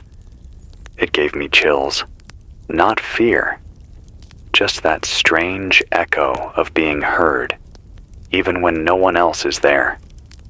Back at the station, I found an envelope slipped under the side door. Same kind as last time. No markings. Inside was a single page, no writing. Just a red fingerprint, thumb, I think, pressed dead center. Not dry, still tacky. I don't know who left it. I checked the perimeter, looked for tracks. Nothing. Just more of those bare human footprints frozen into the sidewalk, circling the station like a lazy orbit. I didn't bring the envelope inside. The tower groans every night now. I've stopped going up there. It leans, just slightly, but enough that I don't trust it. If it falls, it'll take the antenna with it. If the antenna goes, well, I'll still talk, but you won't hear it. There's a hole forming in the western sky. I don't know what else to call it. A thinning. The clouds are paler there, and the light behind them is too white. Not warm white, sterile white, like hospital lights behind smoked glass. I try not to look at it too long. It makes my stomach twist. But it's growing. Slowly. Rue hums now when I sleep. A tiny sound, soft and steady. She doesn't know melodies, but she repeats tones like they mean something. Sometimes I wake up and realize she's been doing it for hours, and when I listen closely, it matches the rhythm of my heartbeat. I don't understand it, but I don't stop her. The city center is gone, not destroyed, just erased. I walked there yesterday to check on the courthouse and found only pavement. No signs, no steps, just flat gray, like someone scraped that part of the world clean. No rubble, no collapse, just absence. I sat in the center for a while and listened, heard nothing but wind breathing like it had lungs. I left after I saw shadows moving without anything to cast them. This broadcast is running off a car battery I pulled from the fire station. It's warm enough to hold a charge for maybe 20 minutes. After that, I'll go dark again until the sun gives me enough trickle to come back, if I can. If I can't, I'll keep recording, keep scratching notes into the wall, keep speaking to the dust. Because someone has to. Someone has to remember. This is Charlie Benson, WRNH, 96.7 FM. One match, one voice, one girl asleep under an old military coat. Still here, still not vanished. Not yet. I lit the last of the matches this morning. I didn't mean to. It was instinct. Just reached for one without counting. Struck it against the inside of the broadcast booth and watched it flare like a tiny sun. That was the end of the box. 60 wooden sticks. 60 flares in the dark. Gone now. I didn't cry, but I held the match until it burned low enough to touch my skin. That pain was the most alive I've felt in a while. Rue didn't stir. She was curled against the wall, wrapped in an old curtain I tore down from the office window. She looks thinner, her cheeks hollow, her hands always cold. I press her against my chest at night, trying to keep her warm, trying to listen to her heart, just to know there's still rhythm in the world. The clouds over the station have a split in them now, not wide, maybe the width of a power line, but it doesn't change, doesn't drift, just sits there like a scar in the sky.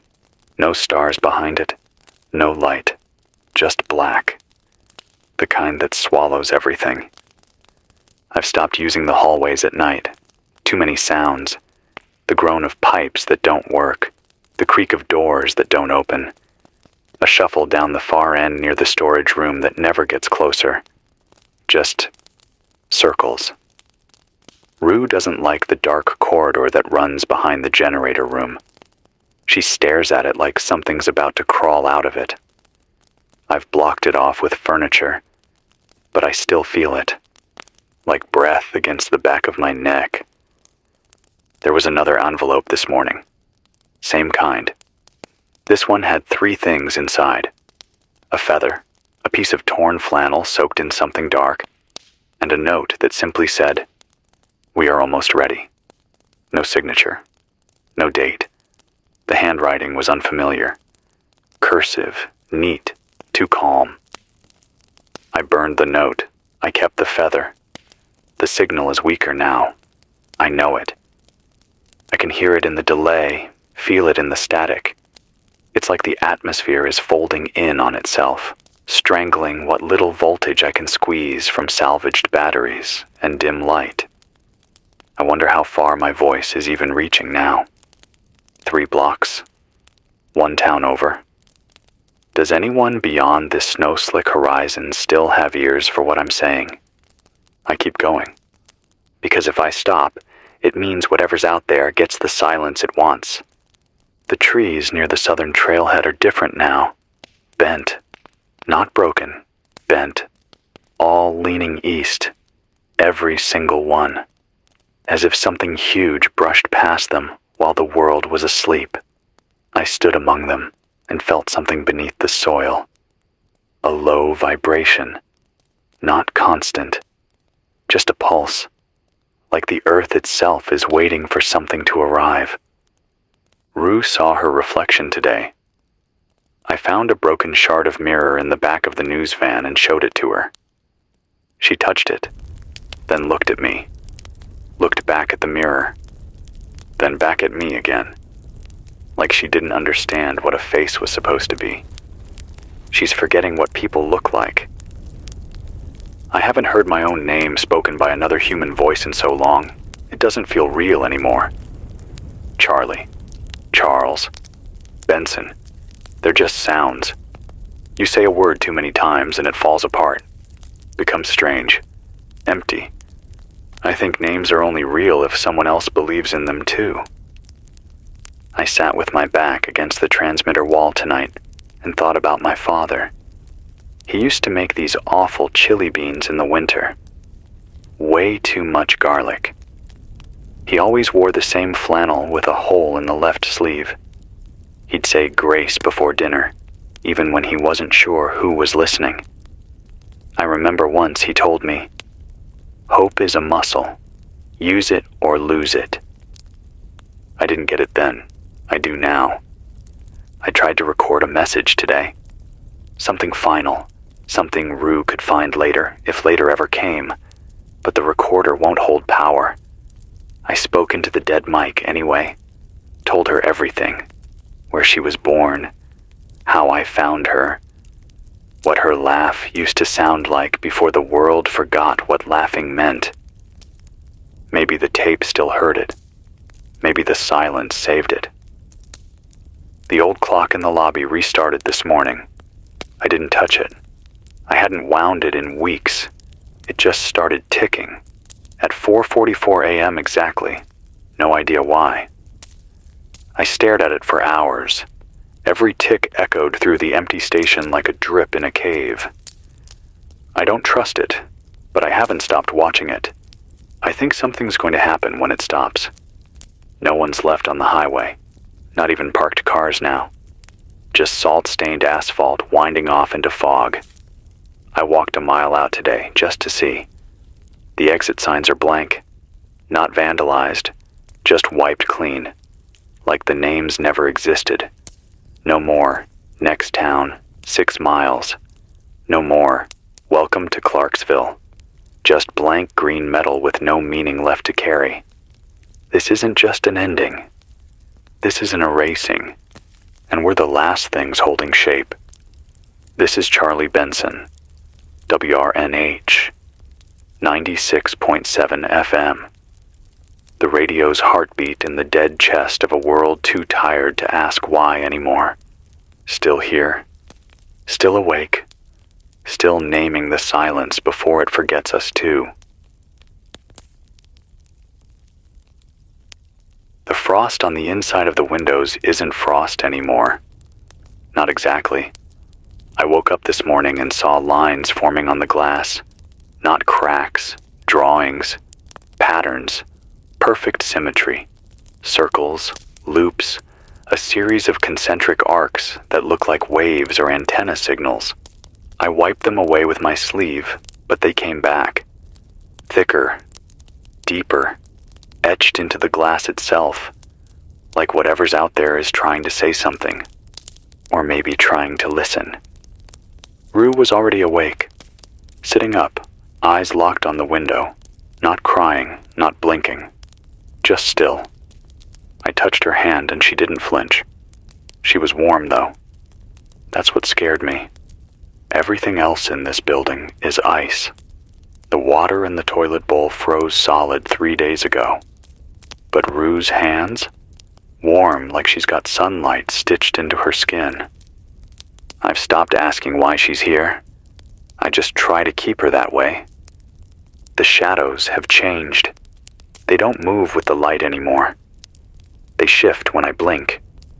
I tested it, held a candle, watched the shadow stretch, closed my eyes for 5 seconds. When I opened them, it had bent the other way, like it had turned its head while I wasn't looking. There's something wrong with the way the air sounds now. I don't know how to describe it. It's like I can hear the edges of space, like everything is being stretched, slowly, pulled apart without tearing. And my voice, when I listen to the recordings, it sounds thinner than it used to. Higher, as if the gravity's weakening, or the rules are changing. I climbed the tower again today. I shouldn't have, but the wind had calmed and I needed a vantage point. The clouds are forming a ring, not solid, but implied, just enough curve to see it, centered directly above the city, directly above us. I don't know what's in the middle, but it's darker than anything I've ever seen. Not just absence of light, absence of knowing, like even the air is afraid to touch it. Something was standing near the tree line when I came down. Same shape as before. Human. Still. Watching. When I looked directly at it, it took 1 step back and vanished into the white. No footprints, no trail. Just the feeling of being studied. Judged? Maybe. Not with hate. With interest. It's not trying to hurt me. It just wants to understand what's left. I found another envelope, under Rue's blanket. I didn't put it there. I know I didn't. Same kind of paper, same strange contents. This one had a stone, black, perfectly round, and warm to the touch. No note, no print, just weight. I don't know what to do with it. I set it beside the mic.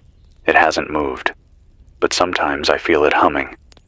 The dreams are bleeding into the waking hours now. I see flashes, people without faces, roads with no destination, a room full of children, all humming in unison, all facing the same wall, and a voice I keep hearing from nowhere that says, "You are the echo." Just that, over and over.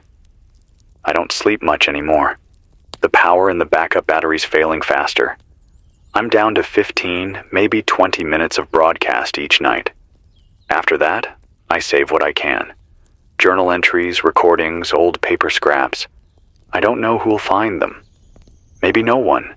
Maybe Rue, when she's old enough. If old still exists. Someone etched a symbol into the snow outside the front door. Same compass shape from before, only now there's a 5th line, vertical, cutting the circle in half. I stood and stared at it for a long time. The wind didn't disturb it. The snow around it didn't drift. It stayed perfect, like it had been drawn in another place and layered over this one. I didn't erase it. The city's clocks are all stuck now. All of them. Everyone I've checked. And they're all stuck on the same time. 3:33. Doesn't matter where. Doesn't matter how old the clock is. Same minute. Same hour. Every single one. Digital. Analog. Even the ones that don't work. They all show it. I don't know what happens at 3:33, but I'm starting to think that's when this all really began. Or when it'll end. If this is a judgment, then it's patient. It doesn't rage. It just watches. Records. Waits. But I'll keep talking. Even if my voice doesn't make it far. Even if the only one hearing it is the dark behind the transmitter. Because someone has to say it. We were here. We hurt. We survived. We remembered. And we didn't go quietly. This is Charlie Benson. WRNH 96.7 FM. My voice is thinner. My fingers are numb. But I'm still here, lighting what's left of the world with the only thing I have left. My words. The snow's turned to glass, not ice. Glass. Smooth. Reflective. It cracked under my boots this morning like brittle windows. The sound echoed down the street like a scream trying not to be one. I took Rue outside wrapped in a tarp and a wool blanket just to let her feel fresh air, even if that air bites now. She reached her hand out toward the snow, touched it, then pulled it back and stared at her reflection. She didn't smile, just stared. She's changing, or I'm imagining it. Her eyes are wider, darker, too still. She doesn't startle at anything anymore. Yesterday, I knocked over a shelf of old metal signage, and she didn't flinch. Just kept humming that soft, vibrating hum that doesn't match any melody I know. It's always one note. Low, steady, patient. Like something waiting to finish a sentence. The clouds haven't moved in days. Not even a flicker of wind. The only thing that changes now is the light. Some days, it's more gray than black. Other days, it's the opposite. And when the gray fades into black, I know the cold is going to get worse. The kind of cold that lives in your teeth. The kind that makes you feel like your blood is freezing one cell at a time. There was another sound last night. Not a knock, not footsteps. A long, slow dragging, like someone pulling something heavy across the rooftop. I didn't move. I didn't even breathe. Rue was asleep against my chest, and I just stared at the ceiling and counted to 50, waiting for the sound to stop. When it did, there was nothing but the slow creak of the tower leaning in the wind that doesn't exist anymore. I've stopped checking the food shelf. There's nothing left to count. Just an old bag of flour that smells faintly of metal and mold, a single can of kidney beans, and half a protein bar I've been saving for when Rue gets worse. I crushed up some of the bar and mixed it into melted snow this morning. She drank it without fuss. Didn't even blink. The silence is growing teeth. Not metaphorical. I mean it. I stood in the bathroom this morning, brushing what's left of my teeth with salt and cloth, and I swear I heard whispering inside the pipes. Not water, not pressure.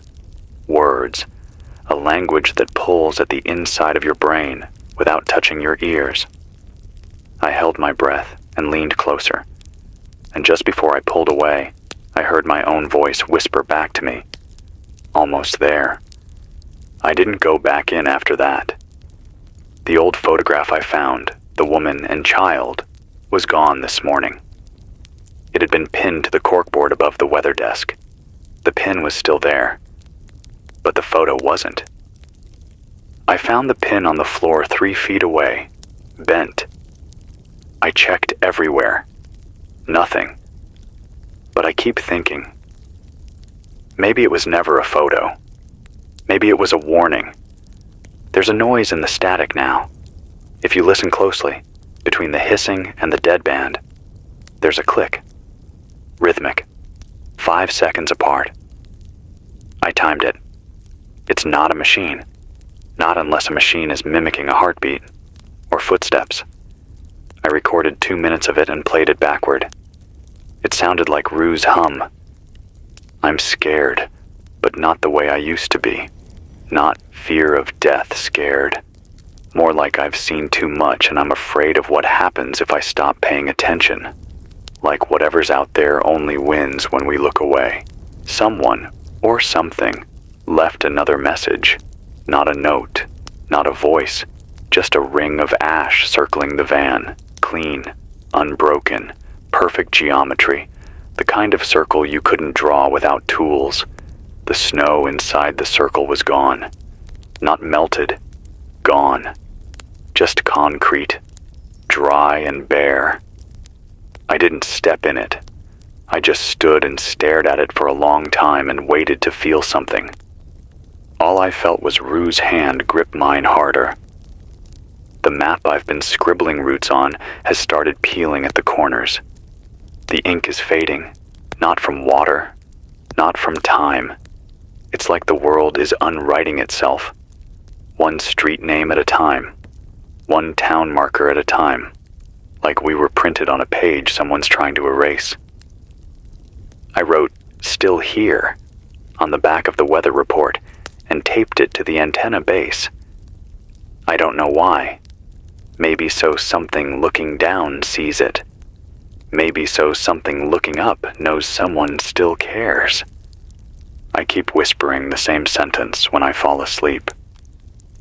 Don't forget the shape of things. I don't even know what I mean. I just know that every morning when I wake up, something else feels just slightly off. The corners of rooms don't feel 90 degrees anymore. The doorknob feels heavier. The hallway to the emergency exit seems one step longer than yesterday. Reality is warping, or we're falling out of it, but the broadcast's still going. I'm still speaking. I've patched together 2 car batteries and a crank charger from a hand drill and a busted cassette deck. It's not perfect, but it lets me trickle a signal out just long enough to say what matters. This is Charlie Benson, WRNH 96.7 FM. Still here. Still talking. Still naming the world so it can't be taken quietly. The color red is gone. I don't know when I noticed it, but sometime in the last 3 days it vanished. I tried lighting another flare and it burned white. Not orange, not yellow. Just flat, sterile white, like a hospital room or a burned-out screen. The firewood from the stairwell, what little I had left, smoldered gray. Even the blood on my finger from a cracked nail looked muted, like the pigment just gave up. I held Rue's hand up to the window to check the capillaries under her skin, and there was nothing. Just pale blue veins. No warmth. No red. I remember a time when red was everywhere. Tail lights, exit signs, summer strawberries, the flag on the wall of the school gym, my mother's lipstick when she kissed my forehead goodbye. All of it. And now it's like someone removed it from the spectrum. Like it offended something bigger than us. Rue hasn't made a sound in hours. She watches me now with that stillness that doesn't belong to a child. Her eyes are wide, but not scared, just focused. Like she's reading me. Like she's measuring the air I take up and deciding whether or not I belong here. I talk to her constantly. About memories, about fire, about how snow used to melt. But I don't know if any of it gets through. She listens, but not like she's learning. Like she already knows. I found a cassette tape in the desk drawer. It wasn't there before. Unlabeled. Dustless. I played it. Static for the first 10 seconds. Then the sound of breathing. Not mine. Then a voice. Low. Not male. Not female. Just said, "The door is almost open." That was it. I rewound it 5 times. Same phrase. Same pause. Same breathing. I put the tape back in the drawer. I taped it shut. But I can still hear it sometimes when I close my eyes. Outside, the snow has stopped falling. It's just hovering now. Not drifting. Not melting. Hanging in the air like a frozen fog. I stepped into it for a few minutes and came back dry. My boots didn't track anything in. It's not snow anymore. It's something else pretending to be snow. I visited the bus terminal 2 blocks south. The doors were open. Not broken, just swinging slightly in that way doors do when they're waiting for someone. The benches were empty. No bags, no jackets. But the PA system was on. Just a buzz, like a tone waiting for a voice. I sat in one of the chairs, the kind with the hard plastic and the gum under the seat, and listened. And then, faintly, I heard it. The same hum Rue makes. Played over the speakers, layered with static. Like the whole city is learning her lullaby. I walked back in silence, carrying Rue bundled under my coat. My breath doesn't fog anymore. I don't know what that means. Maybe the air stopped reacting. Maybe I did. The dreams are no longer dreams. I'm standing in places that don't exist. Long hallways with walls that breathe. A field of chairs facing the same direction, all empty. A train station where no one moves, but everyone hums. I hear my name now, said in voices that sound like old friends. Teachers, people I forgot existed. They all say the same thing. Charlie, wake up. But I'm not asleep. I found the crow again, the one that used to sit on the antenna. It was on the roof, still alive. But it had no eyes, just smooth skin where they should be. It turned its head toward me as if it could still see. Then it opened its beak and made the hum. Same pitch, same note. I left it there. The signal from the antenna is weaker than ever. I can't tell if anyone is still hearing me. If you are, if you've made it this far, write something down. Say your name out loud. Record yourself. Leave a note in a bottle, or carve your story into the bark of a tree. Something is rewriting this place, but it hasn't taken memory yet. Rue pointed at the ceiling today, just once. Her hand trembled. Her eyes followed something I couldn't see. Then she curled into me and whispered, "Soon."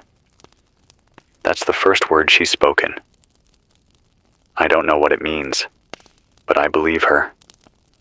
Soon is all we have left. This is Charlie Benson. WRNH 96.7 FM. Still here, still not gone, still refusing to disappear. I haven't heard birdsong in over 2 weeks. That was the first thing I noticed this morning. Not the absence of sound. That's been with us for a while. But the absence of expectation. There was a time when you could wake up and wait for a bird to sing. And when it didn't, you'd say, "Strange, must be too cold." But now, no one says that, because there's no one left to say it. And the birds didn't fly south. They flew away from here, wherever here is now. Rue doesn't sleep like a child anymore. Her body still curls up small, but her eyes don't flutter, and she never moves. Just slips into that still, slow breath and stays there for hours. Sometimes I think she's dreaming with her eyes open. She hums now in patterns. I write them down, dashes and dots, not letters, not Morse code, something older. I don't understand it, but I think I'm not supposed to. She reached out this morning and touched the radio transmitter. Just put her palm flat against the metal casing and closed her eyes. The hum that's been living in this building, beneath the floor, in the walls, inside the wire, it quieted. Just for a second. Just long enough for me to feel something change. I don't know if it was the silence that stopped or the noise inside me that paused. I've been losing words. Not from memory, from meaning. I said window earlier and couldn't remember why it was called that. I looked at one and it just seemed wrong, like a hole pretending to be a thing. I wrote roof in my notebook and stared at it for 15 minutes until the letters turned to dust in my mind. I think whatever's rewriting this world is doing it alphabet first. The frost patterns are spreading again. Across the carpet now, not just windows, across fabric. It spirals, always spirals. No two alike, but all part of something, like they're trying to draw a map with no start and no end. I tried tracing one with my finger. It was warm. I jerked back. It burned. I walked back to the courthouse today. Not to search for supplies. There's nothing left worth carrying, but to sit on the old front steps and remember the way voices used to bounce off stone. That kind of echo. The kind that only comes from open mouths saying true things in wide spaces. I whispered, "I'm sorry." I don't know to who. Maybe to everyone. On the third floor, the wall calendars are all flipped to March 17th. Over and over. I checked 4 rooms. Same date. I flipped them forward, April, May, June, and the paper turned to dust in my hands, just crumbled like old leaves. I left them alone after that. At 3:33 today, all the station clocks ticked forward, just once. All of them. Then stopped again. They didn't stay at 3:34. They jumped, clicked, and froze at 3:33 again. But I heard the tick. I felt it. Rue opened her eyes the moment it happened. Said nothing. Just stared at the wall where the shadow never leaves. I opened the envelope I'd been avoiding, the one I found 4 nights ago inside the soundproof booth. It was heavier than the others. Inside, a single strip of film, black and white, 6 frames, a figure, a tower, a doorway, a face. The same tower I broadcast from, the same antenna. Frame 5 is blank. Frame 6 is Rue, standing alone at the mic, eyes closed, no one else in the room. I burned the envelope. I didn't burn the film. The crow is back, perched on the antenna, watching the false sky. No eyes, same as before. Its feathers shift in ways that don't follow the wind.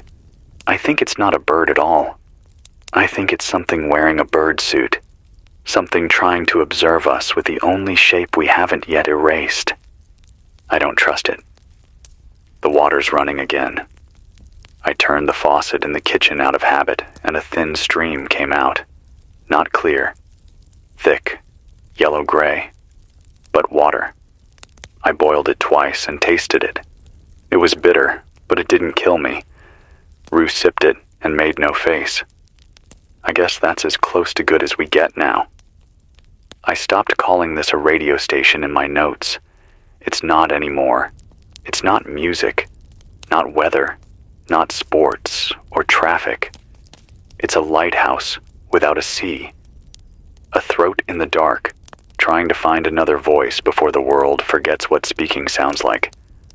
This is Charlie Benson. WRNH, 96.7 FM. I'm hoarse. My skin cracks when I move. The building groans when I whisper. The world is folding inward like old paper. But I'm still here. And I'm not done talking yet. Something is walking above the ceiling tiles. I don't know how else to say it. There's a crawl space up there, narrow and low, no more than 18 inches high, lined with rusted ductwork and insulation that probably stopped working years ago. But this morning, while I was cranking the generator for enough juice to speak again, I heard it. Soft scrapes, slow movement, deliberate, not a rat, not water. Too slow for one, too heavy for the other. Whatever it is, it knows this building, and it knows I'm here, and it never moves when I call out. Rue looked up toward the noise, then pressed her hand over her mouth. I didn't tell her to do that. Outside, the snow has crystallized into shapes, not drifts, structures. I walked a few steps beyond the satellite dish and found a series of rising mounds, evenly spaced, all facing east. I crouched by one. It was hollow, like a shell, like something had crawled out of it and left only the shape of itself behind. Inside the curve of snow, feathers, hundreds of them, all red. Red. After all this time. The color came back, but only there. Rue reached into the mound and pulled out one feather. When she held it, her hum changed key. I brought it back with us. The feather is on the desk now, next to the old tape recorder, next to the journal I'm still keeping even though I'm running out of things to call true. Every time I look away, the feather moves slightly. Not like it's being blown, like it's listening. I went back into the supply closet today, not for tools, not for food, just because I needed to check. And the door had been nailed shut from the inside. I didn't open it. I found the janitor's old keyring in the drawer under the fire alarm panel. It jingled like something from a life before all this. I tried unlocking the broadcast room door with every key. None fit. The door's never been locked before, but now it won't open. I sleep in here anyway, so it doesn't matter. Still, I don't like that it locked itself. The signal feels heavier now, like the broadcast is dragging something behind it. The mic hisses even when nothing's connected. I tried disconnecting the patch cable, and the hiss got louder. Then I whispered into the dead mic, and it whispered back. Not my words, not an echo. Just breathe. Inhale, exhale, inhale. Then silence. Rue hasn't spoken again since soon, but she watches me constantly. Doesn't play, doesn't cry. Just holds that same feather, presses it to her chest, and hums. Always the same tone. And I've started humming with her now. Not because I understand, but because I think it's keeping something away. The antenna fell yesterday. Not completely. Just cracked, bent 40 degrees off center. There was no wind, no storm, no sound. It was upright one moment and leaning the next. I heard the screech through the roof and thought the tower was coming down, but it stayed standing, just off kilter, like it gave up on pointing anywhere. I keep broadcasting anyway, even if the range is smaller now, even if no one hears it, especially if no one hears it. There's a chapel down the road. Was boarded up last month. The cross is gone, ripped off the steeple. In its place, a ring of thorns carved into the roof. Fresh wood, splinters still hanging. I didn't go in. I stood on the steps and knocked once. No answer. Just the faint vibration of Rue's hum rising up through the ground, echoing in my shoes. The dreams have changed again. Now I'm the only one in them. I walk through rows of mirrors, each one showing me at a different age, 10, 17, 35, old, but none of the reflections blink. They just stare, frozen, and every one of them mouths a single word. Left. Over and over, until I wake up with my hands clenched so tight my knuckles split. I stopped wearing gloves days ago. The skin is too cracked to slip anything over it. I wrap my hands in gauze I found in the first aid kit. The red from my fingers matches the feather. It's snowing again, but it's wrong snow. It doesn't fall. It hovers in place, then slowly drifts sideways, moving around obstacles, following curves in the ground like it's flowing toward something. Or away. I open the shortwave again. The deadline buzzed. Then, just for a moment, I heard a voice. Charlie Benson, you are on the list. Then silence. Not static. Silence. I turned the dial for hours. Nothing else. I'm not sure what list, but I think I'm almost at the end of it. This is Charlie Benson. WWRNH. 96.7 FM. Still breathing. Still speaking. Still humming the song we were never taught, but always knew.